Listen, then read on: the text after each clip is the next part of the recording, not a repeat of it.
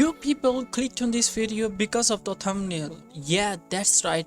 In this tutorial, I'm gonna be showing you how you can create an awesome eye-catching thumbnail for your YouTube videos in Photoshop. So let's do it.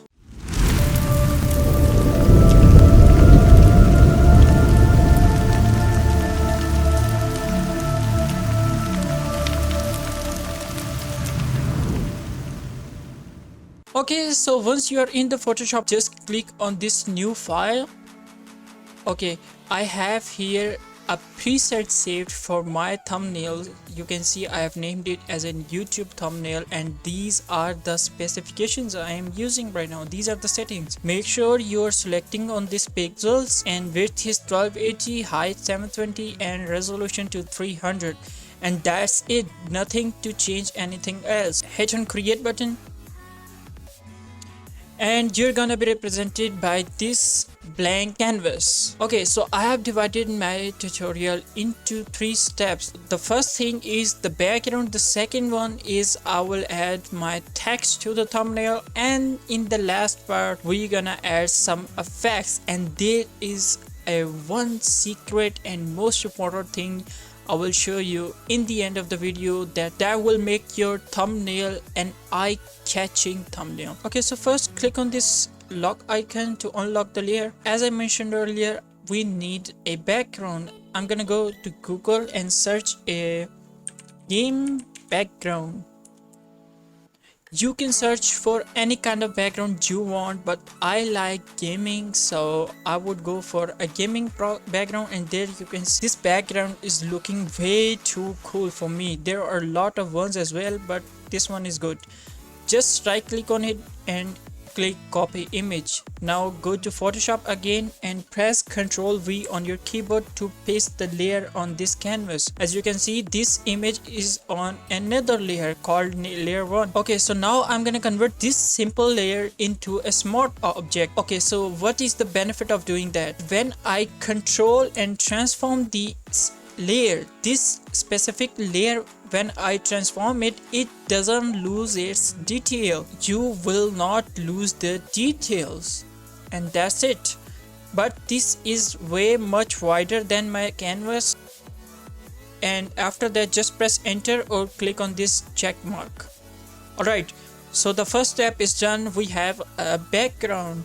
Now we will add our text on it. Click on this text icon tool. Here you can change your font. I am using a big noodle titling font. You can download from the Google. This is a tutorial video, so I'm gonna type in YouTube check mark again and tutorial.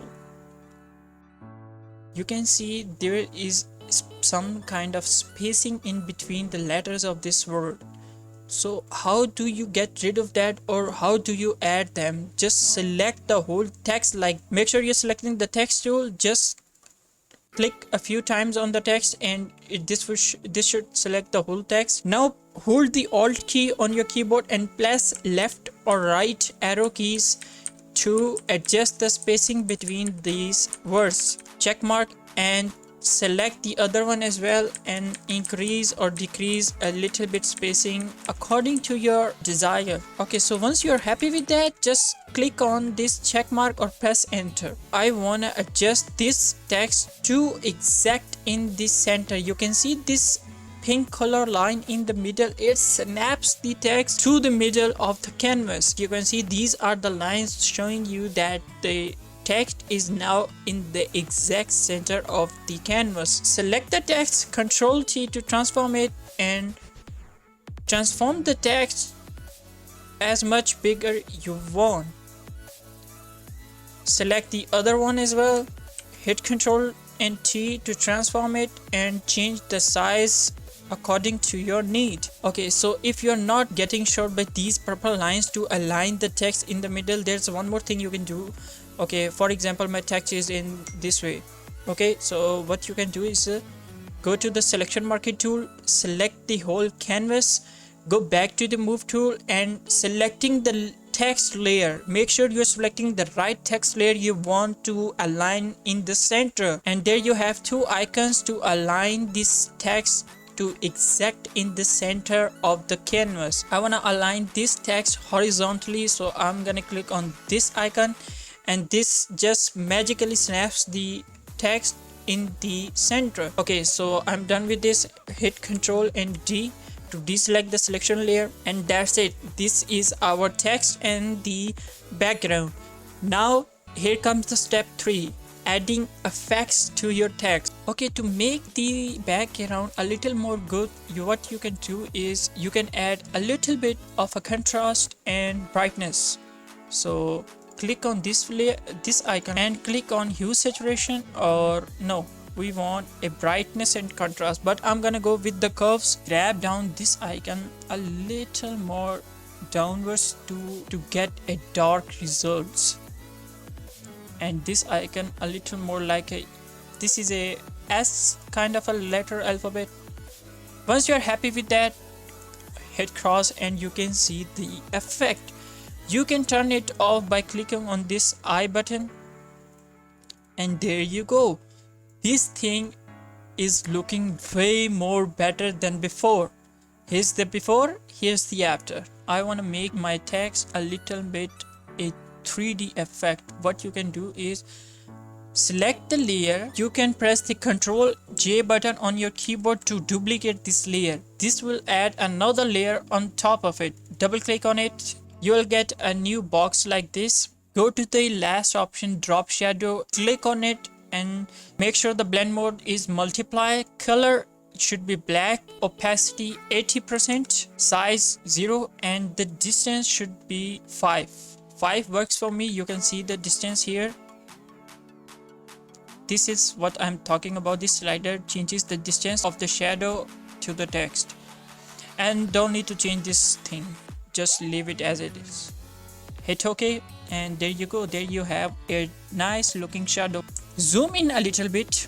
Press the up arrow key on your keyboard. 1, 2, 3, 4 and 5. That's good. Make sure this shadow is aligned with the bottom text layer. Let me zoom out a little bit, and you can see there is a 3D effect on it, which looks cool. Okay, you can do the same thing for the upper one as well.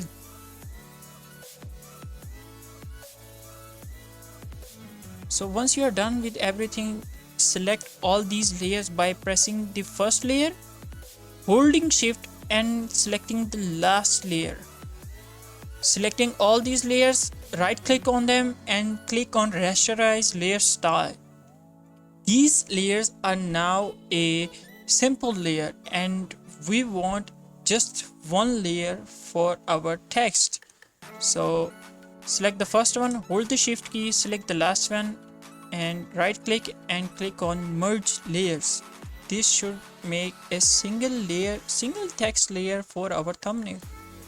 So the text layer is good enough, and to make this text a little bit more popping out from the background, you can add a deep shadow effect for this text. Just as before, double click on this side preview area, go to drop shadow. We don't want any distance for our text, we want a size for our text. You can see the size, or you can see the same thing over here, preview. You can turn on the preview and you can see the real-time effect on your text. What we will do is right click on this layer, click again rasterize layer style, double click on it again, add another drop shadow. Make sure the settings are same as the first one. Hit OK, right click, rasterize layer style, double click again, add another drop shadow, and there you go. Look at this. That's how you create a nice pop out text on your thumbnail. This should definitely grab your viewers' attention. Okay, so our thumbnail is ready right now. You can add bunch of things as you want, but this is a beginner level tutorial, so I'm not gonna go in that much deep. Now here comes the most important thing, how to save this thumbnail. Select the layer, just any layer of them. Right click, flatten image, click on this flatten image to make this one single layer. Now go to file, export and save. Click on this save for web. So you should go for a JPEG file to get the best results. Click on maximum, make sure the quality is at 100%. Click on this optimized button and nothing to change here. Just click save and name your file as you want. Click on save and there you go. That's how you save your file. Let me show you. This is it guys, you can see the effects, and once your people find this kind of a thumbnail on your video, they will definitely click on it. Alright guys, that's it. I hope you liked my video, so don't forget to subscribe my channel for more awesome Photoshop and Premiere Pro tutorials. I will see you later in the next video. Till then, take care, goodbye.